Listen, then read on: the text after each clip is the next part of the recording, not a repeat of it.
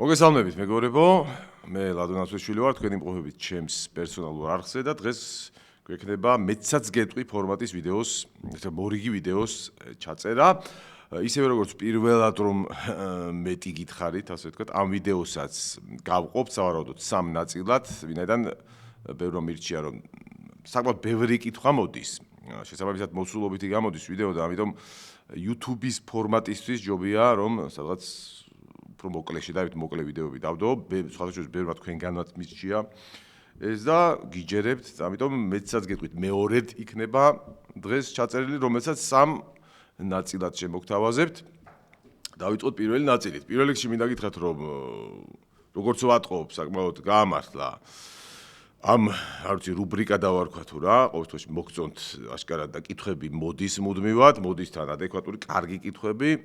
ისევე როგორც პირველ შემთხვევაში აქაც თემატურად დავყოფ, გვექნება დავიწყებთ თავიდან ზოგადად MMA-ზე კითხვებით, შემდეგ იქნება ქართველ მებრძოლებთან დაკავშირებული კითხვები, შემდეგ იქნება სხვა სპორტიდან, სხვა სპორტს რო ეხება ესეთი კითხვები. ჩემს მიმართ პერსონალური კითხვები, ჩემს შესახებ პერსონალური კითხვები და ბოლოს თუ იქნება ხოლმე ესეთი კითხვები, MMA-ის მიღმა, ანუ კითხვები, რომელიც არ ეხება შერეულ ორთაბრძოლებს. მაშასე მეცაც გეტყვით მეორედ ვოლუმ 1. დავიწყეთ. ზოგად კითხვებზე ვართ, გოგა შაქარაძე, ბოდიში, გვეკითხება, ბატონ ლადო, რამდენად დაეხმარება იანგარის საქართველოში კემპის ნაწილის გავლა ისლამის წინააღმდეგ? და აქვე იგივე თემაზე კითხვა, ტატუმ გელაძის კითხვასაც გავიმეორებ, იგივე თემას ეხება. აი ლადო, რა მინდა კითხო, ახლა გერია ჩამოსული, ну როგორც ხვდებით ეს კითხვები წამოვიდა, როცა გერი აქ იყო ჩამოსული საქართველოში.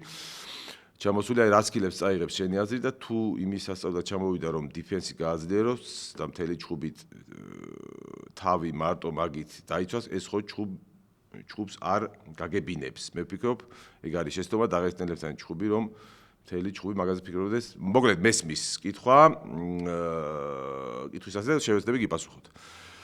ხო, აქვე გეტყვით რომ შესაძლოა მაშინ არ იცოდნენ ჯერ კიდე ასე ვთქვათ კითხვის ავტორებმა რომ იანგერი დასაზვერად იყო. ანუ სიტუაციის სანახავად იყო ჩამოსული. ახლა ბუნებრივია ერთი დღე იყო თუ ორი დღე სულ იანგერი აქ და ბუნებრივია ახლა კემპად და რა კემპის ნაწილად ეს არ ჩაითვლება და ვერც ჩავთვლით. უბრალოდ მოსინჯა რამდენად კარგი იყო აქ მისთვის კომფორტული იქნებოდა ჩამოსვლა კემპის გავლა ინფრასტრუქტურულად თუ სხვა მხრივ, თან უშუალოდ გორზე ქონდა აქცენტი, რაც სწორია. და ნუ სავარაუდოდ თუ ჩაენიშნა, როგორც ვიცი, ჯერ კიდევ არ ჩანიშნულა გარე ისლამის ჩხუბი, თუ ჩაენიშნება ისლამთა ჩხუბი, მერე ნახავთ არ გამორიცხავი ჩამოვიდეს და მერე ნამდვილად გაიაროს კემპი ან კემპის ნაწილი აქ. რაც შეეხება რას მისცემს ის, ნუ არ ვიცი მას გეგმა როგორი ექნება, ზოგადად კითხვის არს მე გეთანხმებით, რომ ის რომ ორ თვეში და არც ნახევარ წელიწადში ისევე ისწავლი ჭიდაობას, რომ ისლამისნაირ მოჭიდავეს დაუპირისპირდეთ ჭიდაობაში და კონკურენცია გაუწიო, ბუნებრივია, ეს ასია, ეს სხვადასხვა ისლამას თქვა, როდესაც კითხეს ამის შესახებ და მე ვფიქრობ, გარისაც არ აქვს იმის ილუზია, რომ ჩამოვიდეს და ასე ვთქვათ, უცებ ისლამის დონის მოჭიდავე გახდეს. თუმცა ზოგადად მოჭიდავებთან კემპის გავლა, როდესაც ასეთი სტილის მებრძოლს ხვდები, სწორია და კარგია. ოღონდ გააჩნია რა გეგმა იქნება და რა, ასე ვთქვათ, მიზნები ექნება, ასე ვთქვათ, მის ვარჯიშს. ანუ მიზანი რისთვის ჩამოდის. თუ ის ჩამოდის, კიდევ ერთხელ ვამბობ, იმიტომ რომ ისლამს აჯობოს ჭიდაობაში, რა თქმა უნდა, ეს კრახით დასრულდება. მაგრამ, აი მე მაგალითად მე რო ვიყო მის გუნდში, რა მიმართულებით ვავარჯიშებდი. ჩემი აზრით ძალიან კარგი იქნება, რომ თუ ივარჯიშა გარიმ, კარგ მოჭიდავებთან, მაგალითად თუნდაც საქართველოში და ვარჯიში შინაარსი იყოს ის, რომ პირველ რიგში დაიცვას takedown defense ვარჯიში, პირველ რიგში და მას შემდეგ, ამ დიდი ხანი გაძლო, ოღონდ ისე თან, რომ პარალელურად ახერხებდეს ზიანის მიყენებას და დარტყმების მიყენებას მეტოქისთვის. ანუ ყრუდაცვა და ოღონდ გაბექცე და არ წავაქციო, ამას აზრი არ აქვს, რა თქმა უნდა. ნუ ამას ახლა ფიზიკურად როგორ ტექნიკურად როგორ გააკეთებს და რა ასე ვთქვათ დავალებებს მისცემ მის სპარინგ პარტნიორებს ეს ცალკე თემაა, ამას ახლა ვერ ახსნი ბუნებრივია. თუმცა ეს შესაძლებელია, სწორი ვარჯიშები და სწორი სპარინგები, სწორი შინაარსის სპარინგები დაუნიშნო. ეს ერთი. მეორე კიდე რაც ჩემი აზრით აუცილებლად უნდა ივარჯიშოს ის რომ როდესაც მას წააქცევენ და ეს უნდა იყოს მის კემპში გავლილი რომ მას წააქცევენ, იმიტომ რომ ილუზია იმისი რომ მას 5 რაუნდის განმავლობაში ვერ წააქცევს ისლამი, არ უნდა კონდეს ამისი. უბრალოდ ყველა რაუნდში, შეიძლება ყველა რაუნდში წააქციოს. თავარი ის უნდა მიეჩვიოს, ასე ვთქვათ, ქვედა პოზიციაში ყოფნას და ეს არ უნდა იყოს პირველ რიგში მისთვის სტრესის მომტანი და დამთრგუნველი. რაც დაემართა, მაგალითად, ამის ძალიან კარგი მაგალითია JDM-იც და დუპლესიც. ერთსაც და მეორესაც პირველი რაუნდის შემდეგ, როდესაც ნახეს რომ პირველ რაუნდში ამდად გადაიყვანა ერთი ჩიმაემა და მეორე ისლამ მახაჩევმა, მეორე რაუნდში გამოვიდნენ ძალიან დასტრესილები, ძალიან დათრგუნულები და ქონდათ შიში პირდაპირი ტექდაუნის შიში. ანუ ეს შიში უნდა გაქრეს. გასაგებია რომ უნდა იყოს ამას უნდა გაექცეს და უნდა ცადოს რომ ეს არ მოხდეს, მაგრამ ეს არ ნიშნავს რომ ამის შიში კონდეს. ფსიქოლოგიურად უნდა იყოს მზად იმისთვის რომ აი მე წამაქცევენ, მაგრამ მაქსიმალურად ცადო რომ რაუნდის ბოლომდე გადავრჩე ისე რომ არ დავფინიშდე ჯერ ერთი, არ დავცაბიტე მაგალითად და მივიღო მინიმალური ზიანი. ამავე დროს უნდა მოვახერხო ის რომ ასე ვთქვათ, რაც შეიძლება ნაკლები ენერგია დავხარჯო და მეორე რაუნდისთვის, შემდეგი რაუნდისთვის ისევ ფეხზე ასე ვთქვათ მოვემზადო. ანუ არ ვიცი რამდენად კარგად ავხსენი, მე ამას რასაც ვსაუბრობ, ამას ასე წარმოსახვაში ამას ვხედავ და უბრალოდ არ ვიცი რამდენად კარგად გადმოგცემ. მოკლედ, პირველ რიგში როგორ ასე რთულად წასაქცევი გახდე, რაც უნდა კარგი მოჭიდავე იყოს შენს წინააღმდეგ, ეს უნდა იყოს პირველი მიზანი და მეორე, წაქცევის შემთხვევაში როგორ უნდა მოვიქცე, რომ ან წამოვდგე, ან თუ ვერ წამოვდგები, მინიმალური ენერგიის ხარჯვით, არა მარტო მინიმალური ენერგიის ხარჯვით გავძლო ისე რომ არ დავფინიშნე რაუნდის ბოლომდე. და რა თქმა უნდა, იმისთვის რომ შემდეგ რაუნდშიც არ მქონდეს შიში და სანამ წამაქცეს ყოველ შემთხვევაში მანამდე ვიყო ქმედით უნარიანი. არ ვიცი რამდენად კარგად გიპასუხეთ და რამდენად დამაკმაყოფილებელი იყო ჩემი პასუხი. შემდეგი კითხვა, გიორგი გოგატიშვილი მეკითხება, თქვენი აზრით ხორხე მასვიდალის პოტენციალი რამდენად შეესაბამებოდა იმ ძალად შექმნილ ჰაიპს, რაც თავის დროზე შეუქმნეს. მე ძალიან გაბერილი მგონია. ძალიან კარგი კითხვაა და ძალიან სწორი შემჩნევაა, იმიტომ რომ მეც ვთვლი რა, ხორხე მასვიდალის კარიერაც, ხორხე მასვიდალმა მახსოვს რომ დაიწყო კარიერა. მართლა მისი პირველი სერიოზული ტურნირი, სხვა შორის. სერიოზული ტურნირი გულისხმობ ტოპ ელიტური ორგანიზაცია, სადაც გამოვიდა იყო ბელატორი. და ეს იყო ბელატორის სხვა შორის პირველი გრან-პრი, ანუ საერთოდ გაიხსნა, ასე ვთქვათ, ბელატორი რო შეიქმნა ფაქტიურად ამ ფორმატში დაიწყეს მუშაობა გრან-პრი არ ერქვა, ტურნირები ერქვა, მაგრამ გრან-პრის ოლიმპიური სისტემის ტურნირები, რომელიც ძალიან ამართლებდა სხვა შორის ბელატორში და სიმართლე გითხრათ, ვერ ხვდები რატო არ ამართლებს PFL-ში და აშკარად არ ამართლებს PFL-ში, მაგრამ ბელატორში ძალიან ამართლებდა მართლა. პირველივე ასეთ ტურნირზე მიიღო მონაწილეობა ხორხე მასვიდალმა, სადაც ვინმე ტობი იმადამ, რომელიც იყო საშუალოზე, შეიძლება ცოტა მაღალი, საშუალო დონის მებრძოლი, მაგრამ ისეთი ნორმალური მებრძოლი. ისეთი მახრჩობელა გაუკეთა Ravens Triangle-ი, რომ დააძინა თან, პირდაპირ გაგებით დაიძინა იქ მასვიდალმა. და ეს არ იყო მისი პირველი წარუმატებლობა. პრინციპში მასვიდალი მთელ კარიერას გადავხედავთ, ის კარიერის დასაწყისში მან 2003 წელს დაიწყო კარიერა და 2006 წელს ის გახდა ერთადერთი ტიტული აქვს მას, ესეთი ორგანიზაცია იყო, ეთქვათ Absolute Fighting Championships, ძალიან ისეთი ორგანიზაცია არა, შეიძლება სულ ბოლო დონის არ არის, მაგრამ ნამდვილად არ არის, არც ელიტური და არც რაღაცა განსაკუთრებული ორგანიზაცია. მოკლედ, იმის თქმა მინდა, რომ ასეთი ტიპის და ასეთი დონის ორგანიზაციის ჩემპიონები არიან, აი მაგალითად UFC-ს მებრძოლების 90%. მე არ გულისხმობ მხოლოდ ტოპ მებრძოლებს. ზოგადად ვინც არის UFC-ში, 90%-ს მაინც ესეთი ისინი ზოგჯერ არაერთი მოგებულიც აქვთ. დიდაქტივში ამას არ ჩავდოთ. ამის შემდეგ ძალიან ბევრი ორგანიზაციაში სადა მასვიდალმა გითხარით ბელატორზე, სადაც ფინალშიც ვერ გავიდა გრან-პრის ფინალშიც. შემდეგ იყო Strikeforce-ში, სხვა შორის, სადაც ასევე ვერ გახდა ჩემპიონი, იქ გილბერტ მელანდესთან წააგო. შემდეგ იყო UFC, სადაც კი იქონდა კარგი პერიოდები, ქონდა ხოლმე 3 მოგებიანი სერია, თუმცა 3 მოგებიანზე მეტი არც ქონია. არასოდეს არც UFC-ში მასვიდალს წაგებებიც ჰქონდა სამაგეროდ, იქ ორი წაგება ზედიზედ. მოკლედ, მის კარიერას რო გადახედავთ, არაფერი რა განსაკუთრებული ისეთი. ზოგადად ამ სპორტში, უფრო ცოტა ფანებში, ამ სპორტის ფანებში ძალიან მუშაობს ჯერ კიდევ ტიპი, როგორი ტიპია მებრძოლი, ხო? გასაგებია რომ შეიძლება ტიპი იყოს გადასაღები და ძალიან მაგარი, მაგრამ ეს ანიშნავს რომ მაგარი ტიპია, მაგარი მებრძოლია, ხო? აი, მასვიდალის შემთხვევაში შეიძლება მისმა კაი ტიპობა, მაგრამ ხარ რამდენი კაი ტიპია სიმართლე ზოგადად მისი ტიპაჟი მოწონს მაყურებელს და ფანებს, მაგრამ ეს არის მარტო როგორც მებრძოლი, ხორხე მასვიდალი ჩემი აზრით არის უბრალოდ კარგი მებრძოლი. აი ტოპ მებრძოლიც არ არის ჩემი აზრით, ხა მესმის რომ ბევრი შეიძლება გავანაწყენე, ბევრი მასვიდალის ფანი, მაგრამ ობიექტად მე ასე ვფიქრობ და ასე მიმაჩვია და საფუძველიც მაქვს მოგიყევით მის კარიერაზე, არაფერი აღწ ისეთი სატოპე მას არ გაუკეთებია კარიერის განმავლობაში. თითო ორი და ფრინავმუხსუ გულისხმობ ბენასკერთან ასეთი ჰაილაითები ნებისმიერ საშუალო დონის მებრძოლისთანაც მოიძებნება და შეიძლება უკეთესებიც. ეს ზოგადად ამ სპორტში 1-2 ასეთი ლამაზი ეპიზოდი ყველას აქვს. 1-2 და ზოგჯერ ბევრიც. გადავედით შემდეგ კითხვაზე, მადლობა ამ შეკითხვაზე, რაც დაგვისვით. შემდეგი კითხვა არის ნიკა სოფრომაძე გვეკითხება, ბატონო ლადო, არის თუ არა შონ სტრიკლენდი ყველაზე უხერხული მეტოქი ჩიმაევისთვის და აქვს თუ არა შანსები ისევ ჩემპიონობისთვის. ჯერ პირველ ნაწილს უპასუხოთ, რაც შეეხება უხერხული არის თუ არა, ყველაზე უხერხული არის თუ არა ჩიმაევისთვის, მე გეტყვით რომ ზოგადად შონ სტრიკლენდი არა მარტო ჩიმაევისთვის, ყველა ნებისმიერი მეტოქისთვის არის ერთ-ერთი ყველაზე უხერხული მეტოქი. ასეთია შონ სტრიკლენდი, აი ის დაშნასავით რო აქვს მომზადებული ჩხლეტისთვის ის ჯები, რითიც წინვალეთ უჭირავს ერთ-ერთი საუკეთესო ამის დისტანციის ჭერაში, პლუს ამ შორი დისტანციიდან მორტყმა ამაზე ძალიან ძნელია, იმიტომ რომ მანგუსტის რეფლექსები აქვს და ხელებით ისე ბლოკავს დარტყმებს, მსგავსი მე არ მინახია ანალოგიურ დონეზე ვინმე ფლობდეს ასე ბლოკების ტექნიკას მე არ მინახავს MMA-ში.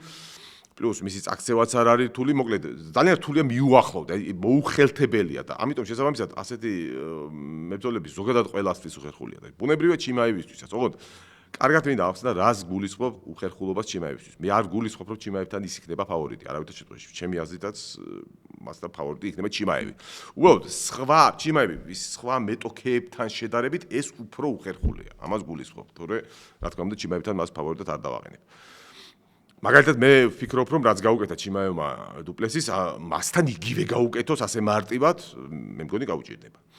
რაც შეეხება აქვს თუ არა შანსები ისევ ჩემპიონობისთვის, რა თქმა უნდა შონ სტრიკლენდის ზოგადად ჩემპიონობისთვის შანსები აქვს, იმიტომ რომ ბოლო ბრძოლამაც დაგვიმტკიცა და ისე სხვა თქოს ეს კითხვა როცა დამისვა ავტორმა, მაშინ ჯერ არ იყო სტრიკლენდი ჰერნანდესი ასე ვთქვათ შემდგარი და ამ ბრძოლამაც დაადასტურა რომ სტრიკლენდი ჯერ კიდევ საჩემპიონო მასალაა, უბრალოდ ახლა რამდენად ჩიმაევს მოუგებს ეს ცალკე თემაა. ზოგადად ჩემპიონობა რა თქმა უნდა რატომაც არა ჩიმაევისთვის და სავსებით შესაძლებელია. გააჩნია ვინ იქნება იმ დროს ჩემპიონი, ხო?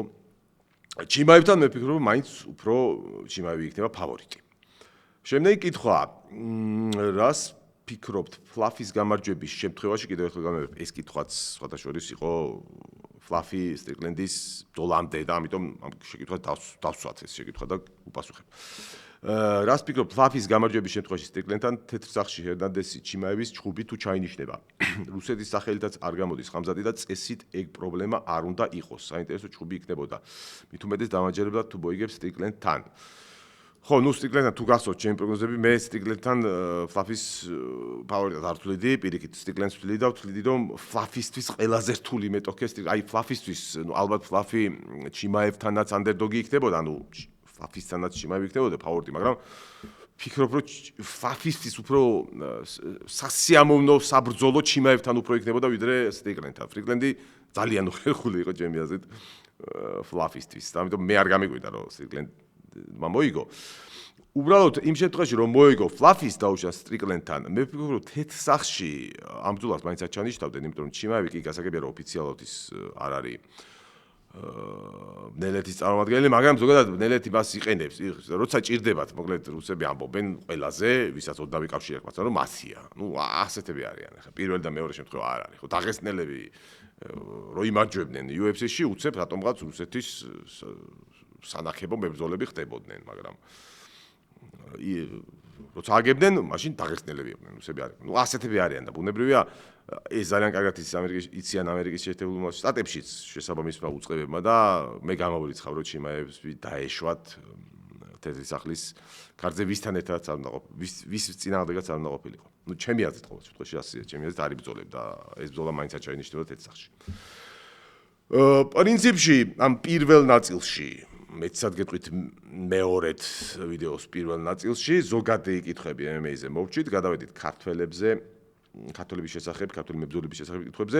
ჯაბა ჯმუხაძე გვეკითხება.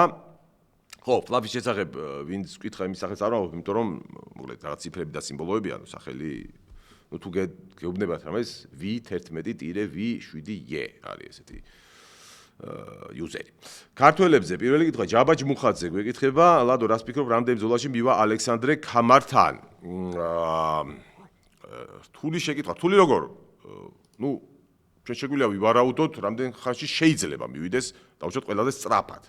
ამდენ ხანში მივა, ამას ვერ ვიტყვით, იმიტომ რომ გააჩნია ვის შეახვედრებენ, ეხო ეგ არავის არ არის რა, თავიდან ბოლომდე დამოკიდებული ხართ ალექსანდრეზე.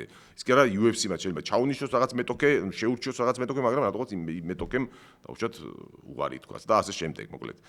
ეს დარწმუნებული ვარ ეს ზუსტად UFC-ს მესვეურებმაც არიციან. თუმცა ჩვენ შეიძლება რაღაცა გამოვთვალოთ სწრაფად, აი მაქსიმალურად სწრაფად ალბათ ეს არის კითხვის არცი რომ ყველაზე სწრაფად ობიექტურად და რეალურად რამდენ ბრძოლაში შეიძლება მივიდეს. ამჟამად არის ალექსანდრე რა თქმა უნდა ტოპ 15-ს გარეთ, მაგრამ ამავე დროს არის, შეიძლება ითქვას ზღურბლზე მისადგომებთან. ფიქრობ მინიმუმ ტოპ 15-ის მეტოქე შეხდება მინიმუმ რა, ან ტოპ 15-დან, ან ტოპ 10-დან. კაი იქნება თუ ტოპ 10-დან შეხდა მეტოქე, ხო? შეურჩიეს, გააჩნია, შეურჩევენ, ხა უყურებს სხვადასხვა მეტოქეებს და 100% გარანტირებულად ვერ ვიტყვი, ვის შეიძლება აი ამას დიდი ალბათობით დაუყენებენო. ну მე ვფიქრობ რომ ორ ბრძოლაში არის შესაძლებელი, მე არ ვამბობ რომ რეალური, ანუ იმ მხრივ რომ დიდი შანსია.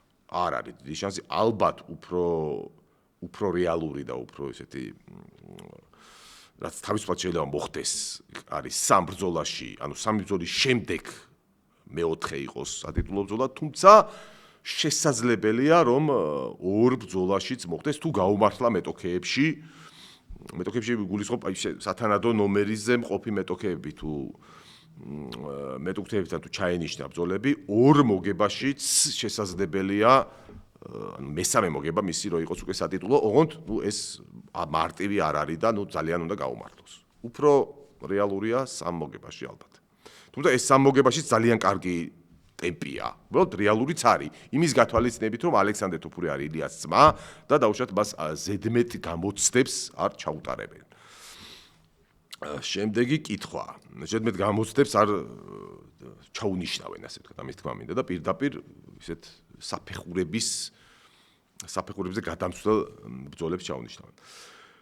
შემდეგი კითხვა გიორგი ზარიძე გვეკითხება გიორგი ზარიძე ციფრების გარეშე გვეკითხება. ხო. სალამი ლადო, რამდენად კითხვა არ ვიცი, მაგრამ ზედაპირული პასუხის გარეშე ილიას ძალიან გულშემატკივრობ, ორი აზრი არ არის, მაგრამ ჩემი აზრით პარტერში თუ გადავიდა ბრძოლა იდეაში ჯერ შედგება თუ არ ვიცით, მაგრამ ველტერში მე მიწაზე ილიას შანსს საერთოდ ვერ ვხედავ, იმედია ვცდები, მაგრამ ეგეთია ჩემი აზრი. თქვენ რას ფიქრობთ ეს ვარიანტი რო განიხილოთ, ხო? ნუ გასაგებია, კითხვის არცი არის, ბევრი ამბობს, რომ ურჩევნიათ ისლამს შეხვდეს ilija მსუბუქწონაში, ვიდრე ველტერში და იმიტომ ველტერში პერიოდი დიდი იქნება და მასთან ჭიდაობა ძალიან რთული იქნება. იცი და მე ცოტა განსხვავებული აზრი მაქვს. კი, ალბათ უფრო მძიმე ისლამთან უფრო რთული იქნება, მაგრამ მთლიანობაში გლობალურად რო შევხედოთ, ამ ბრძოლაში გინდა ველტერში იყოს და გინდა მსუბუქწონაში, ჩემი აზრით პარტერში ბრძოლის გადაყვანა ისედაც ისლამის გეგმა იქნება და ილიას გეგმა უნდა იყოს ბრძოლა უფრო მეტად გაიმართოს ფეხზე. ანუ იმის თქვა მინდა რომ პარტერში ობიექტურად უპირატესობას მეც ისლამისკენ ხედავ, არა მხოლოდ ველტერში. მე ვფიქრობ, რომ მსუბუქწონაშიც იგივე მოხდება. ну, ალბათ მსუბუქწონაში ისეც აღარ შედგება ეგ ბრძოლა, იმიტომ რომ არაპირებს ისლამის ჩამოსვლას. არა მარტო ილიასთვის საერთოდ არაპირებს ჩამოსვლას მსუბუქწონაში. მაგრამ რომ ყოფილი იყო, მან დიდ განსხვავებას სიმართლედ მე ვერ ხედავ. გასაგებია რომ ისლამი იქნება მძიმე, მაგრამ მაგ ლოგიკით ილიას იმაზე მძიმე იქნება ველტერში თუ ჩაინიშნა ეგ ბრძოლა, ვიდრე მსუბუქში რო ჩანიშნულიყო, ხო? მოკლედ კი, რაღაც ფაქტორი შეიძლება ემატებოდეს ველტერშიც პრობლემების ჩვენთვის, მაგრამ დიდ განსხვავებას მე პირადად ყოველ შემთხვევაში ვერ ხედავ. და ისედაც ნებისმიერ ზონაში ილიას, ასე ვთქვათ, გეგმა იქნება უფრო ფეხზე მეტი მუშაობა. პრინციპში მოვჭით ქართველებზე ამ პირველ ნაწილში კითხვები არ აქვს, რა თქმა უნდა იქნება მეორე ნაწილში, როგორც გითხარით, ყველა, ასე ვთქვათ, თემატურად ყველა კითხვა გადავანაწილე, რომ აინც ერთი, ასე ვთქვათ, მსგავსი ფორმატის იყოს სამივე ვიდეო, მეც ასე გეტყვით, მეორე ძალიან, ასე ვთქვათ, სერიაში. გადავედით სხვა სპორტის სახეობებზე შეკითხვებზე. User-ი რაღაცა ისეთი აქაც სიმბოლოებია და ციფრები. A lot of fight night dagdev. კითხვა მაქვს, ჰაკუხო ყველა დროის საუკეთესო სპორტსმენი არის? ჩემი აზრით რა შეიცით საქმე? იმისთვის რომ საუკეთესო სპორტსმენად გაღიარონ, აქ გარდა იმისა, რომ სასწავლო დომინანტი იყო სპორტის იმ სახეობაში, რომელსაც წარმოადგენს, ჩემი აზრით მნიშვნელოვანია, რომ ასევე ეს სპორტის ეს სახეობა იყოს, ასე თუ ისე პოპულარული, ასე ვთქვათ, სოფლიოში, რაღაც, არ ვიცი, ამის მაჩვენებელი, რა დონეა ამ პოპულარობის მაჩვენებელი, მაგრამ რაღაც დონეზე, რაღაც ზღვარზე მეტად პოპულარული იყოს. არ ვამბობ, რომ აუცილებლად იყოს ფეხბურთივით ან კალათბურთივით ძალიან მასიური, მაგრამ ყოველ შემთხვევაში რაღაც რის გამიდა, აი მაგალითად კერლინგში ხა ხშირად ვამბობ კერლინგს, ვამბობ იმიტომ რომ არ ვიცი ეს სპორტი, ანუ რამეც კი არ ვერჩი ამ სპორტს, მაგრამ აი კერლინგში არ ვიცი ხა ვინ არის იქ გოუთი, მაგრამ ვიღაცა რაც არ უნდა გოუთი იყოს, რაც არ უნდა სასწაული იყოს და მაიკ ჯორდანზე უკეთესი, ვიდრე მაიკ კალათბურთში იყო და ნებისმიერზე ჰაკუხოზე უკეთესი რო იყოს, როგორც ჰაკუხო სუმოში, იმაზე მეტ დომინანტი რო იყოს კერლინგში. ალბათ საუკეთესო სპორტსმენად არავინ არ დაასახელებს, იმიტომ რომ თვითონ სპორტი არის, ნაკლებ პოპულარული, ხო, მოდი ასე ვთქვა. სუმო მე იცით რომ ძალიან მიყვარს, მაგრამ მთლიანობაში მსოფლიოში მასშტაბებში რო აიღო, არ არის პოპულარულ სპორტის სახეობებში არ შედის. სუმო ის კი არა, სუმო პოპულარობას კარგავს იაპონიაშიც კი. შესაბამისად, სასწაული დომინანტია ჰაკუხო და რო იყოს მისი, ასე ვთქვათ, სპორტის ეს სახეობა სუმო პოპულარული მსოფლიოში რაღაც დონეზე მაინც, ხო, 10-ში შედიოდეს პოპულარული სპორტის სახეობა 15-ში მაინც. მაშინ ექნებოდა, ნამდვილად ექნებოდა ამის პრეტენზია ჰაკუხოს და დამსახურებულადაც, რომ ყოფილიყო საუკეთესო სპორტსმენი, მაგრამ დღევანდელი სუმოს, ასე ვთქვათ, პოპულარობის დონის გათვალისწინებით, არ გვაქვს უფლება ეს ასე რომ ვთქვათ. არ ვიცი, მე მგონი გიპასუხეთ ამ კითხვაზე. მეორე კითხვაც ამ, ასე ვთქვათ, თემაში, სპორტის სხვა სახეობებში ეხება სუმოს და ჰაკუხოს. გვეკითხება ლაშა სიმპლი 62-21. ერთი კითხვა მაქვს, ცოტა ფანტასტიკის სფეროში, რომ გადავიჭრათ, როგორ ფიქრობთ, პრაიმ ჰაკუხოსთვის ხელი რომ დაგვევლო, მოსამზადებელი ვადა მიგვეცა და MMA-ში ან ჯუდოში შეგვეგდო, რა იქნებოდა მისი მაქსიმუმი? ნუ არ ვიცი პრაიმ ჰაკუხოსთვის რომ გადაგვეყანა მაშინ რა მოხდებოდა, იმიტომ რომ პრაიმ მებრძოლის სხვა სპორტში გადაყვანა ცოტა დაგვიანებულია ხოლმე, მაგრამ ზოგადად ჰაკუხოს რომ წასულიყო MMA-ში ან ჯუდოში, ვფიქრობ, იქაც და იქაც იქნებოდა უდიდესი სპორტსმენი და იქაც და იქაც იქნებოდა ჩემპიონი, ხო, ამ დონის დომინაცია იქნებოდა თუ ნაკლებად. არ ვიცი, მაგრამ გოუთობაზე პრეტენზია იქნებოდა დარწმუნებული. სხვა ჯერით განსაკუთრებით ჯუდოში, იმიტომ ძალიან გავს, ძალიან ბევრი ილეთი არის ჯუდოშიც ემთხვევა, ანუ ჯუდოს ილეთები ემთხვევა ძალიან ბევრი სუმოს ილეთებს, უბრალოდ განსაკუთრებით ის ილეთები, რომელიც ქამრიდან კეთდება, იმიტომ რომ ქამარი იქაც არის, იქაც გასაგებია კიმანო კი არ არის სუმოში, მაგრამ ძალიან ბევრი ილეთი იგივე და გავს, ნუ გარკვეულწილად ახლა ვინც სუმოშია ჩახედულია ის დამეთანხმება და ზოგადად ბევრი თვისება, ბევრი ჯუდოკა გამოდის, ბევრი ყოფილი ჯუდოკა გამოდის სხვათა შორის სუმოში. და თან მით უმეტეს რომ ჰაკუხოს გენეტიკურად არის ის რომ ჰაკუხომ ასეთ წარმატებას მიაღწია ეს გენეტიკაც მუშაობს ჰაკუხოს მამა იყო თუ სწორად მახსოვს და სწორად ნამდვილად ვიცი რომ ოლიმპიური ვერცხლი აქვს აღებული მაგრამ როგორც მახსოვს პირველი მონღოლი ოლიმპიური მედალოსანი იყო მე ასე მახსოვს რომ აი ჰაკუხოს მამამდე მონღოლებს ოლიმპიური მედალოსანი არ ყოლია მე მგონი შეიძლება ვცდები მაგრამ ნუ ოთუში ეს ინფორმაცია რომ მამამისმა ერთ-ერთ ოლიმპიადაზე თავისუფალ ჭიდაობაში თუ სწორად მახსოვს მოიპოვა ოლიმპიური ვერცხლი ეს ნამდვილად ვიცი. ანუ შეიძლება ვასეს სისხლში ქონდა ჰაკუხოს ეს სპორტი თან ბავშვობიდან სხვა შორის ისედაც უყვარდა სპორტი კალათბურთს თამაშობდა და მუდმივად ის თავის მონღოლურ ჭიდაობას და ასე რომ ვფიქრობ ნებისმიერ კომბატ სპორტში ჰაკუხო იქნებოდა მიაღწევდა ძალიან დიდ წარმატებას. ხა ზუსტად რა ხდებოდა და რამდენი გზის ჩემპიონი ხდებოდა ხა მის თქმა უნდა ძნელია მაგრამ ძალიან შედეგიანი იქნებოდა და იქაც მაგარი იქნებოდა. იგივე MMA-ზე, უბრალოდ რაშია იცით ახლა პრაიმ სუმოდან, ანუ ადამიანი რომელიც მთელი ცხოვრება სუმოში იბრძვის, MMA-ში გადაიყვანა ძალიან რთულია ეგ წარმატებას მიაღწიოს. პირველ რიგში მთავარი მიზეზი აქ რა არის?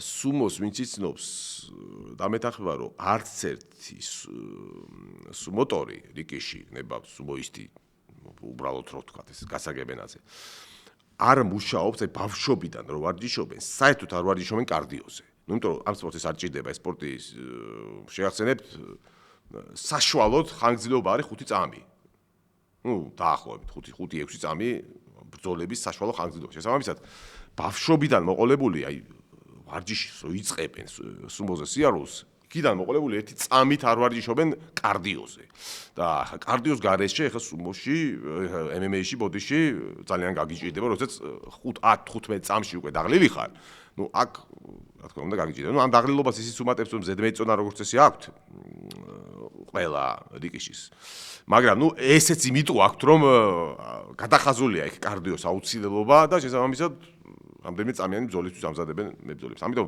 უკვე ჩამოყალიბებულ, გამზადებულ სუმოს, ან მithumetes უკვე ასაკში რო არის, ასაკში როცა ცვლილებები უკვე ნაკლებად შესაძლებელია. ასეთ დროს გადაიყვანო MMA-ში, რიკიში ცოტა რთული იქნება. მაშინ აუცილებლად ყველა ბრძოლა უნდა მოიგოს რამდენიმე წამში და ასე არ ხდება მოგეხსენებათ. დასრულდა სპორტის სხვა სახეობებზე კითხვები, მე რაც მეხება, აქ ორი კითხვა ჩემზე საუკეთესო შეთავაზება მწერს კალაბურთი როდის ვითამაშოთო საერთოდ მე მგონი საუკეთესო შეთავაზება მაგ ჩვენ Fight Night Live-ს დაგვისვა როდესაც კალაბურთის თამაშზე იყო საუბარი ჩამოვაგდეთ საუბარი დაგვისვა ეს შეკითხვა მე სიამოვნებით ყოველთვის ვზათვარ სადამაშოთ უბრალოდ ამჟამად ამ წუთას პატარა ტრავმა მივიღეს თქვა ჩვენ ისევ და ისევ კალაბურთის თამაშისას და ცოტა მოშუშების პერიოდში ვარ მხოლოდ ცურვა და სახში რაღაც ვარჯიშები ფიზიკურ ვარჯიშებს მივდებ ჯეჯერობით ხტუნვა სირბილი თუმცა რა თქმა უნდა როც ჩავდგები ან რაც სულად რომ მოვირჩენ ფეხს მე რა ვიცი სიამოვნებით შემდეგი კითხვა სიცმუნდუს ერთი სიცმუნდუს ხო არ ვიცი როგორ წავიკითხოს თუ სიკმუნდუს შეიძლება ბატონო თქვენ პირადად ძირითადად რის მიხედვით გულშემატკივრობთ მებრძოლს მისი პიროვნებიდან გამომდინარე თუ მისი საბრძოლო სტილისა და უნარებიდან გამომდინარე სხვადასხვა ეს ძალიან საინტერესო შეკითხვა ამ კითხვის რო წავიკითხე შეკითხვა მე თვითონ გამიჩნდა რა ეგ ნეტავა რის მიხედვით ვირჩევ თქო და მე თვითონ ვიფიქრე და დავასკვენი ესე დასკვნაზე მივედი რომ ნუ პირველ რიგში რა თქმა უნდა ვარჩევ საბრძოლო სტილის და უნარებიდან გამომდინარე თუმცა თუ მის პიროვნულ თვისებებშიც რაღაცა ანუ მეორე კრიტერიუმი არის მის პიროვნული თვისებები იმიტომ თუ რაღაც განსაკუთრებით კარგი დავინახე მის პიროვნულ თვისებებში უკვე განსაკუთრებით ფავორიტი ხდება ეს მებრძოლი და მეორე თუ ძალიან ცუდი ის დავინახე თვისებები საერთოდ მე უკვე ვივიწყებ მის ჩემთვის სასურველ უნარებს და სტილს და აღარ გულშემატკივრობ ხოლმე და ამის მაგალითიც მაქვს ძალიან ისეთი MMA-ში ვინც განსაკუთრებით კარგად არიან ჩახედულები და UFC-ს გარეთაც რო იცნობენ MMA-ს ეცოდინებათ ესეთი მებრძოლი შინია აოკი. შინია აოკი არის იაპონელი მებრძოლი, რომელიც არის ჩემი აზრით ყოველ შემთხვევაში სუბუქ წონებში საერთოდ მე ვთვლი რომ არის უდავოდ საუკეთესო გრეპლერი. აი ყველა დროისთან. მე ვფიქრობ რომ მასზე უკეთესი გრეპლერი ყოველ შემთხვევაში სუბუქ წონებში სუბუქს გულისხმობ აი დაუშვათ ქვეს საშუალოზე დაბლა. აი სუბუქი და იმის ქვემოთ. მე ვფიქრობ რომ მასზე უკეთესი გრეპლერი არ დაბადებულა. საერთოდ არ ყოფილა MMA-ში. MMA-ის გრეპლერინგზე ვამბობ. და ძალიან გულშემატკივრობდი, თუმცა ერთ-ერთ ბრძოლაში ისეთი საშინელი რამე გააკეთა, რომ მას შემდეგ უბრალოდ ძალიან მინდა და ვერ გულშემატკივრობდი. მინდოდა და ვერ გულშემატკივრობდი. ნუ რას გულისხმობ, შეგიძლიათ ნახოთ შინიაოკის ბრძოლა იზურო ჰიროტასთან სახელი შეიძლება სწორად არ მახსოვს, მაგრამ ჰიროტაა გვარად ეს მებრძოლი და ისეთი საშინელება გააკეთა, ნუ გეტყვით რა კი დავიწყე, გეტყვით რა გააკეთა. არ ვიცი რა ქონდათ მათ მანამდე ერთმანეთში ტიპის დაპირისპირება, მაგრამ აშენდეგაც მიწაზე გადაიყვანა აოკიმ როტადან ბუნებრივია ყოველთვის გადაყავდა მიწაზე შინიას მეტოქეები. იქ შებოჭა, თან ისე შებოჭა, რომ ორივე ხელი დაუბლოკა და ერთ ხელზე გაუკეთა ჰამერლოკი. ჰამერლოკი არის იდახში მტკინეოლე, კიმურასავითარ, როგორც ზურს უკან კეთდება, ზურს უკან მიაქვს ხელი. და თან ეტყობოდა, თუ ნახავთ ამ ბრძოლას, სხვათა შორის YouTube-ზე დევს ეს ბრძოლა, თუ ნახავთ ამ ბრძოლას, აშკარა რომ შეგნებულად მოტეხა იდახში ხელი და თან ისე შებოჭა რომ მეორე ხელი დაუბლოკა და ვერ დათაფავდა ფიზიკურად, ანუ ვერ დანებდებოდა. ნუ ვერბალ საბმიშენი არ გააკეთა იაპონელი როტაზე და ნუ არ სიტყვიერად არ დანებდა, მაგრამ ავტომატურად რომ ტკივილისგან დაეთაფა ამის საშუალებაც არ მიცა. აოკიმ და უბრალოდ შეგნებულად მე დარწმუნებული ვარ, რომ ნახე მივხვდი რომ ეს შეგნებულად მოტეხა ხელი, ანუ უბრალოდ გამარჯვების კი არ ხელის მოტეხვა უნდა და რაც არა რომ მოტეხა ხელი, ხო მიზუტო, ბოდიში, მიზუტო ჰიროტა და რომ მოტეხა ხელი, მე რო იქნებოდა კიდე საშინლად იქცეოდა ეს აჩვენებდა შუათიც, იმის რომ აი კარგია რომ მოგტეხე. მოკლედ ძალიან ცუდად მოიქცა და მაგის შემდეგ უბრალოდ ვეღარ გულშემატკივრობდი კარიერის ბოლომდე შინია აოკის. მოვრჩით ამ კითხვას და გადავედით MMA-ის მიღმა პრინციპში კითხვა არ არის, ეს არის წინა ვიდეოში, რაზეც ვისაუბრე, ცხოვრების არცზე დამისვლის შეკითხვა და თუ გახსოვთ ჩემი პასუხი არ გავიმეორებ, იქ ერთ-ერთმა გამომწერმა გიგილო გუნდამ ასეთი კომენტარი დამწერა რომ თუ ადამიანი გადარჩენისთვის იბრძვის როგორც ველური ცხოველი აღარც ისუწევს ანგარის ფასეულობებს უმრავლესობა ყოველ შემთხვევაში ასე რომ პირობებს გააჩნია ამიტომაა რომ ღარიბი საზოგადოება მეტად ემსგავსება ცხოველთა კრებულს ვიდრე კეთილდღეობაში მცხოვრები აბსოლუტურად სწორია მაგრამ პრინციპში თქვენ თვითონ პასუხობთ აი აქ თქვენივე კითხვაში იმას რაზეც მე ვისაუბრე ჭხილებში რო გიწერიათ აი ის აღარც ისუწევს ანგარის ფასეულობებს და ჭხილებში უმრავლესობა ყოველ შემთხვევაში. აი ამაშია საქმე. ანუ ცხოველებში ეს არის ჩვეულებრივი რაღაც, ინსტინქტის დონეზეა რა, ცხოველმა უნდა მიიღოს სარგებელი. ყველა, იმიტომ საერთოდ ფასეულობა არ არსებობს. ადამიანისთვის არსებობს და აბსოლუტურად გეთანხმები, როდესაც გადარჩენაზე მიდის საქმე, აქ ზოგი ადამიანი კარგავს ადამიანის სახეს, ადამიანობას. ამაშია საქმე ზუსტად და არც ის არის რომ შენ არ დაკარგო რაც არ უნდა გადარჩენაზე ვიდგე საქმე. თუმცა თქვენ თუ ნამბობთ უმრავლესობა შემთხვევაში, ანუ ვიღაცები არ კარგავენ, ხო? აი ეს არის. ანუ შესაბამისად მივდივართ სად ნახეთ 10 ადამიანიდან, რომელიც შეიძლება ძალიან ადამიანურად იქცეოდეს, ну 10-დან დავჭერ 7 იქცეოდეს ადამიანურად. მაგრამ გარკვეული პირობები, როდესაც როდესაც იშიფრება უკვე ნამდვილი ადამიანობა, ამ 7-დან შეიძლება 3 აღმოჩნდეს ადამიანი, მაგრამ ის 3 ხო აღმოჩნდება.